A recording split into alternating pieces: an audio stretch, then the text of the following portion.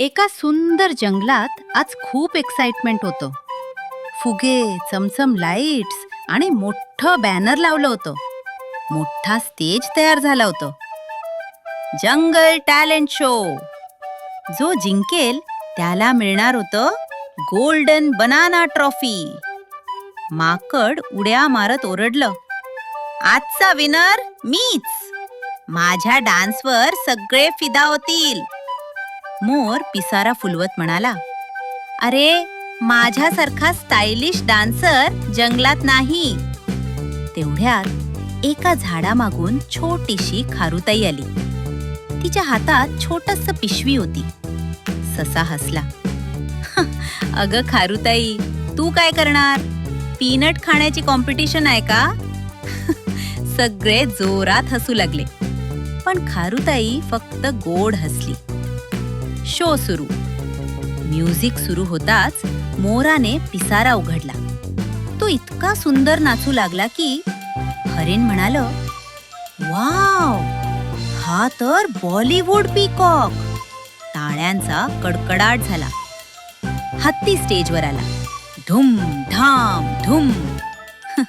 माकड, ससा, कोल्हा सगळे डान्स करू लागले. माकडाने केळ्याच्या सालीवर स्केटिंग केलं. हुश, धप, तो थेट वाघावर पडला. पूर्ण जंगल हसून लोळू लागलं. तेवढ्यात टप, सगळ्या लाईट्स बंद झाल्या. पूर्ण जंगल अंधारात बुडालं. सिंह चिंतेत म्हणाला, आता काय करायचं?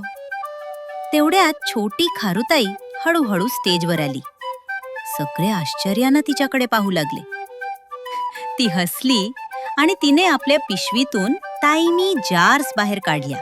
फटाफट फटाफट. संपूर्ण स्टेज चमकू लागलं.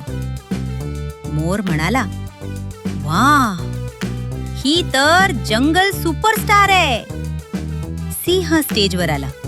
तो म्हणाला, डान्स, म्युझिक आणि कॉमेडी सगळं छान होतं, पण खरा स्टार तो असतो जो अडचणीत सगळ्यांना मदत करतो. आणि गोल्डन बनाना ट्रॉफी दिली गेली खारुताईला. ससा लाजून म्हणाला, सॉरी, मी तुझी मजा उडवली. खारुताई हसली. छोटं असलं तरी टॅलेंट मोठं असू शकतं.